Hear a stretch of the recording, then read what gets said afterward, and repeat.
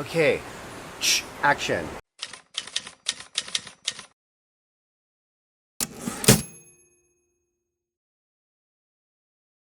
Good afternoon. I'm here with Beny Wilson from Islas Secas in Panama. We're about 200 miles off the coast from Panama City and actually quite closer to Costa Rica. And we are located in, correct my pronunciation, the Gulf of Chiriqui? Chiriquí. Chiriqui. Exactly. Got it. So Beny is the conservation manager here at Islas Secas, and this is my second time to the island. It's just, again, one of the most incredible, I think, secret sanctuaries that exists in the world, where the wild meets luxury. And I believe wild luxury is a phrase coined by them here at Islas Secas. But I would love, Beny, before we jump into what wild luxury is, what conservation efforts you have implemented here, can you tell us a little bit about yourself, Islas Secas, and how you and Islas Secas came together? Interesting. Thank you, everybody. I was born in the Caribbean side of Panama, Bocas del Toro. So all my life I got to see and enjoy wildlife around the house, and that was my thing. You know, we didn't have any soccer, football, or baseball courses around, so nature was my playground, and that was my childhood between Bocas and Colon City, back and forth. And then I studied biology because obviously that was my inclination for nature. And while studying biology, I developed a sense of appreciation, admiration for birds. And then I became a member of Panama Audubon Society. Back in 2016, Panama Audubon Society got a request by the owners of Islas Secas to check on the birds diversity of the archipelago, and that's when I came the first time. It was pretty funny because they were still building, and I remember over there in Casita Grande looking at the sunset like, wow, this is going to be the place whenever it's done, whenever it's finished. I wonder who's going to be the guide. And you never know what you ask for, because 2020 came finally as a naturalist guide, and eventually I escalated and became the sustainability and conservation manager. And this is something quite interesting of Islas Secas, because we do both. A lot of hotels kind of remain in the sustainability, which is basically not damaging or reducing their footprint in the place they are. We go a little bit beyond by preserving and conserving the areas around. And that will be one of the main differences between many other places in the world and Islas Secas. We protect the area around. Not only that we are worried about how much water, how much energy, how much waste are we producing, we are investing in the conservation of the areas around the resort. At the end of the day, we want this to be here the same way as we found it, or even better, not only for us, but also for everybody else that comes and enjoy the area. And so, thank you for that. And can you tell us a little bit about what are some more unique initiatives that you have here at Islas Secas that perhaps you don't find elsewhere in the world, due to either the unique eco and biosphere here, or just unique and clever initiatives that you guys have come up with just as your own enterprise? One of it. First, you have to understand why the area is so important. All the way from Baja California in Mexico to the Galapagos, this teeny tiny section of Gulf of Chiriqui will be the section with the most coral reef, the highest biodiversity you will find in the marine environments. All the way from Baja to Galapagos, the eastern tropical Pacific. You go to the Pacific, the other end of the Pacific, across the entire planet, and it's completely different from this section. This tiny section, this region, doesn't have that many places or the conditions to develop coral reef or the big aggregations of corals you see at the other end of the planet. And this section, because of its geology, the spaces that are available for coral reefs to thrive are limited. However, here in the Gulf of Chiriqui, this is where you get the most. Some in Colombia, some in Galapagos, some little sections in Costa Rica will have some coral reef, but nothing like the Gulf of Chiriqui, where you have the highest coveted the highest diversity. And we happen to be right in the dead center of Golfo de Chiriquí. Because of the fact that we are in Golfo de Chiriquí, the owners were really careful about conservation of the region. There are not many places available for the public to enjoy the richness, the variety, the diversity of Golfo de Chiriquí. It's very limited. We are right next to Coiba National Park to our east, and the Marine National Park of Golfo de Chiriquí right next door. However, they don't have the facilities. There's very limited access, public access to those marine environments. By developing Islas Secas, we can offer to the public a unique opportunity to get close to an environment that is not well known. Until 1992, thanks to the Spaniard International Agency for Cooperation, not many people knew what was here in the area. It wasn't until they came and they started doing research in the area that they understood that the area was unique, and there aren't that many examples of places like this anymore. It took so long for people to discover that this area was extremely different from the rest of the Pacific. So going back to the original question, what do we do completely different from other resorts and properties? One of the main things is investing. The first thing is that when I got hired as a conservation manager, my first thought, and I have to be very honest, very frank about it, I just say, okay, this is another conservation office that is just trying to make the hotel or the property looks green. But as we were going through the interview, when I heard the word budget, that's when everything changed, because not many people have a clear amount of money and intention on investing. At the end of the day, when you talk about conservation, it has to have some money. If you don't have money, it's a mere conversation. You have to invest in technology, swapping produces, educating people, supplying income to other communities that are leaving behind some old practices. So you have to invest, and that was the thing that really kicked my neurons when I heard that word, like investment in sustainability and conservation. So things we invest in it goes a really huge variety of investment, from environmental education all the way to pure science, all the way to political advocacy to protect the areas. We go from Aulas Verdes, which is environmental education with children of the communities around the Golfo de Chiriquí. We do also pure science with Panacetacea. They collect samples of the skins of the whales to go through DNA testing, heavy metals, hormones. Today was the first day I've ever seen a whale in my life. Oh, really? That was the first. That was my first whale. Wow, ever. I was so happy. Yeah. I'm so happy. And I've been far and wide, and today was my first whale. Excellent. Ever. Great to hear that. And the fact that we have a hotel with staff that is trained, and we have access to this unique area of the world, give us the opportunity of getting information about the whale, or offering people the unique opportunity to see one of the rarest populations of humpback whales in the world. These are the humpbacks from California, Oregon, Washington. They come in really small numbers over here, and we got to see that one with a baby. That was the most important part. With the baby. With the baby, so growing. Not growing as fast as other populations, but they are thriving, they're surviving, so they're hanging in there. So. What I find something that's really fascinating about this this destination and the experience for me, and then we'll kind of get into we'll talk about the luxury, right? Because at the end of the day, it's luxury, right? So a lot of people, especially coming from the States, right, to find this type of unique marine life and wildlife are often heading much further distances to Africa, Australia, et cetera, et cetera. So I think this is like a very interestingly wild kept secret that is right at most Americans' doorstep with direct access into Panama.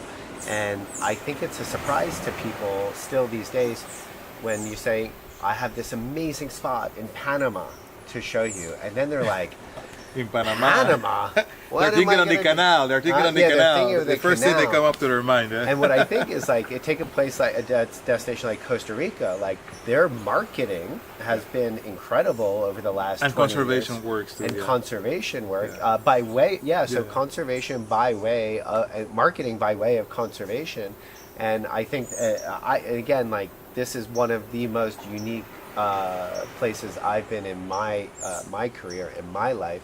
But can you touch on a little bit, and also like I want to mention like from a sustainability aspect, everyone throws that word around, and sometimes a little too loosely.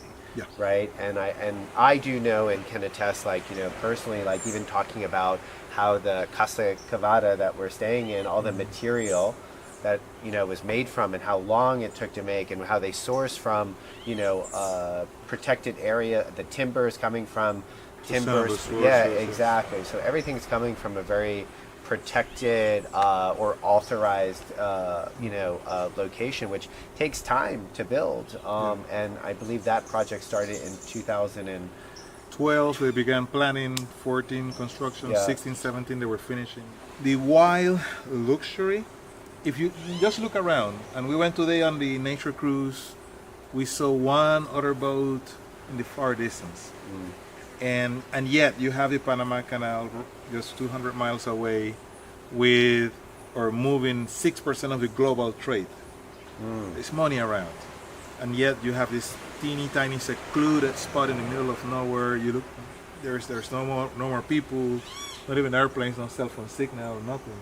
We are lucky to have this property, to have to be the guardians of this property. There aren't that many places, unfortunately, there aren't that many places around. You could cross all the way to Africa and you'll be there with lots of other people. And that's good because it sustains the economy of the areas, and by sustaining the economy, the implications is that people will not have to resource to other ways of surviving or making a living, which usually are ways that imply destroying or affecting or managing nature in a different way. In this case, the same happens here in Secas. By being able to provide and hire to more than 50 families, you are diminishing the pressure on nature. A lot of our staff is from right next door, and it is quite interesting because we had become some sort of a example, beacon in the area. When I moved for the first time here, I got lots of calls from other hotel owners and companies that I used to work asking me if it was true that 100% of the energy came from solar panel. And because a lot of people get into sustainability just because it's the trendy thing. In our case, we don't have any choice. We are in a really fragile area with not many resources that we can bring in or out. We have to do it. It is the way to keep the business going if we want the business to be run since or as we did it day one. We have no choice. So keeping everything standing properly without damaging the area, for us is the only way. There are no choices. So it is part of our DNA, and because or knowing that everything is planned carefully since zero to be or to do the minimum amount of damage or impact on the island. Casa Cavada will be an example. All the casitas will be an example, of choosing the right materials, hiring the right architects, designing in a way that uses the passive ventilation, designing for the tropics. All of that was taken in consideration. You see, there's not much glass around to avoid the use of air conditioning or anything like that. So yeah, it is our DNA or signature. Has to be that way.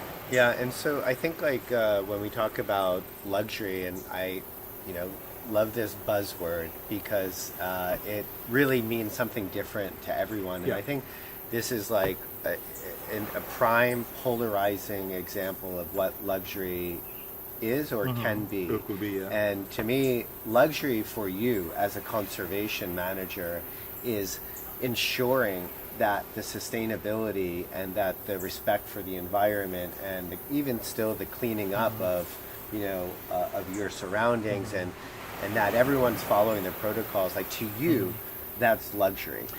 to Yeah.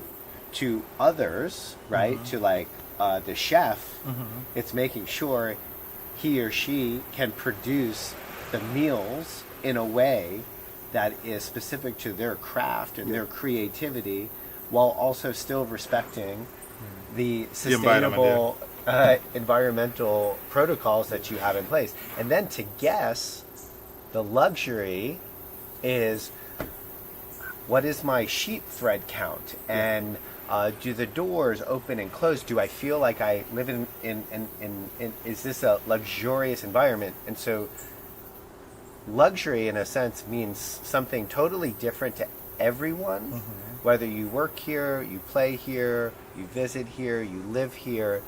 But then, at the end of the day, what I think, for me, what I've taken away from this, now for the second time, and from, you know, many guests and friends who've been here, is that luxury is you come for one thing, and you come home with an entirely different understanding of what luxury, now let's call it life, means to you. It takes on a whole different meaning. So how do you... Yeah, that's, I mean, to me, the fact that you come to a place and your pineapple came from right next door on mainland, or the sugar cane that you garnish your drinks was from the backyard, or the fish you caught is the one you'll be served. Yeah. That is luxury. There aren't that many opportunities to do that anymore in the world, unfortunately. We are still able to provide that to our guests, to get them really close to nature in a really nice way, without compromising the safety of the wildlife or the environment or their own safety. Going snorkeling or diving without having to compete with anybody else. It's all the boat for you. Going on a hike with your own private guide without having to share or wait or nothing. With nobody around. Nobody around. There's the appraisal hours. I mean, every now and then there's visitors from outside, but in the water, not in the island. But that, having that opportunity of getting close to nature in a intimate, private way, without having to rush, that's what we call luxury in our case. And I think that also, you know, a great, you know, because you try to find, this isn't a destination where, I think a lot of people who you don't expect to come here and enjoy end up being the ones who enjoy it the most. And I think that, like, for me, that's always like, there's those little things that you put in front of people that completely change. They're like, I had no idea that that diving was in my DNA, or that I was amazing at wake surfing, or so, like, you know, to me, I'm like, just like, I try to take people back in a vision and think about when, you know, like, this is like the best adult summer camp meeting the best kids summer camp, right? And ultimately, I think it becomes like a beacon of this incredible summer camp that you have, you know, all to yourself. And even when there are other guests here, right? Let's say it's not like a private buyout for your friends and family, but when you have other guests here, it's just enough crossover for those who want to socialize a bit, but also enough privacy. The place could be full, and you could be completely. You don't feel it. Never. Would think nobody else is here, and so, and I think that that's real luxury, is when you have the choice. It's a privilege too of how you want to feel. Do you want to? Another interesting thing is just the way we are, Panamanians. We're very friendly, very outgoing. So you walk around and people are always talking to you. They want to know where you're from. They want to talk to you. They want to make friends. So that's another interesting thing. You go to other places of the world and people are much more shy. We have the advantage of our culture being open, outspoken, outgoing. We are there. So Beny, what are some? What's like one initiative? One that you can share, right? That you can, you know, disclose with us that you're really excited about, that's happening here or will be happening here at Islas Secas. It already started. We have a new initiative with an NGO that is just starting to clean all the reef from the ghost nets and discarded fishing lines. one of our former dive master, Ben Harris, started this initiative of cleaning the reef. It is amazing. You don't see it. People are just usually clean environment above. But when you go diving, unfortunately, from the olden days, there's a lot of old, abandoned, discarded fishing nets with their lines and hooks and stuff. And it's quite interesting. The first week that they did the cleaning, over 700 pounds of fishing lines and nets were removed. And it's amazing the damage they make. You don't see it because it's happening underneath the water, out of your sight. Maybe some of the divers will get to see when they go, but it's not until you start collecting and taking away all that. And I think we're the only property. I've seen cleanups, individual cleanups in other areas of the country, but nothing as organized as we do it over here. We're investing in cleaning all our reef around, not only for us to have access to clean our reef, also for the reef to thrive. Because if you don't remove those nets, it takes a long time before they stop killing fish.